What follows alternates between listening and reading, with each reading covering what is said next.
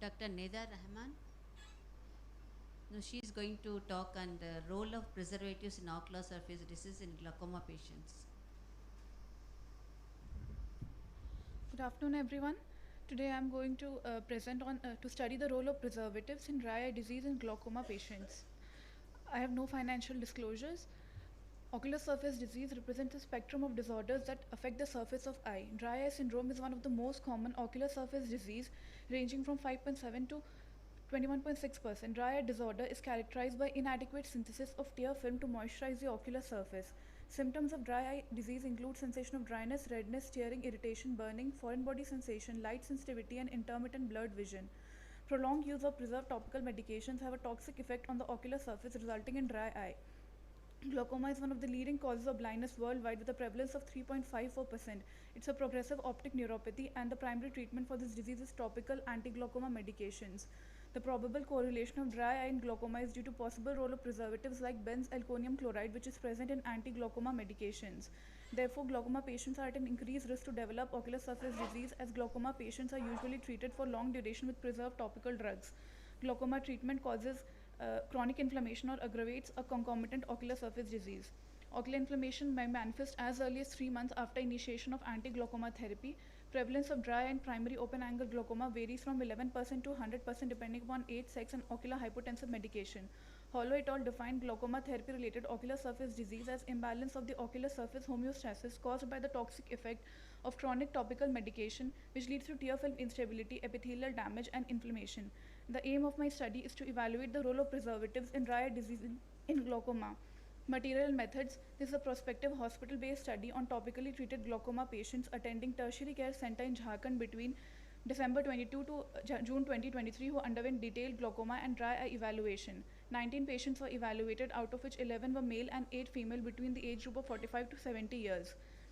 Inclusion criteria: patients between the age group of 45 to 70 years who were diagnosed with glaucoma and were on topical anti-glaucoma treatment for more than 6 months. Exclusion criteria: use of topical medications other than anti-glaucoma drugs, any ocular infection, lid abnormalities such as ectropion, entropion, trichiasis, and blepharitis, and prior lid or ocular surgery.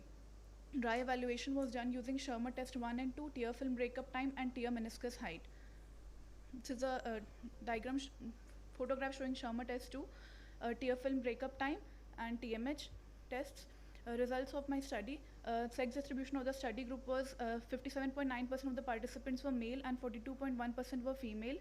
Schirmer 1 tests: most majority of the patients of majority of the patient had moderate dry eye, accounting for 56.25% in right eye, and in left eye also 57.14% patient had moderate dry eye, followed by mild dry eye and then severe dry eye.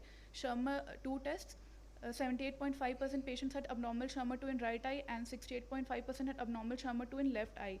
TBUT in right eye, 84.2% had abnormal TBUT in right eye, and 78.8% had abnormal TBUT in left eye. TMH: 73.7% had abnormal TMH in right eye and 63.15% had abnormal TMH in left eye. Conclusion: the patients on topical anti-glaucoma medications, topical beta blockers more than prostaglandin analog, are more prone to develop dry eye. In my study, most of the patients have moderate dry eye, followed by mild dry eye, followed by severe dry eye. Glaucoma is a chronic disease which requires long-term treatment with anti-glaucoma medications, and mechanism of dry eye in glaucoma patients are likely a combination of decreased tear production due to chronic irritation and increased tear evaporation from the meibomian glands and lacrimal gland dysfunction, which is further worsened by the topical anti-glaucoma medications. Most commonly used preservative is benzalkonium chloride, which is a quaternary ammonium compound which causes alteration in the ocular surface by decrease in the stability of the precorneal tear film and also reducing the density of the goblet cells. The chronic use of anti-glaucoma medication results in disruption of the corneal epithelium and a reduction in corneal sensitivity, which subsequently results in disruption of the tear film and thinning of the mucous aqueous and lipid layers.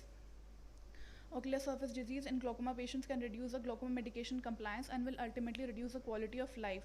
These findings can be explained by the likelihood of increased adverse effect of the medications and or the preservative on the ocular surface and the quality of tear film. These findings support the use of preservative-free regimens or tear substitutes to minimize the adverse effects of anti-glaucoma eye drops on ocular surface. These are my references. Thank you.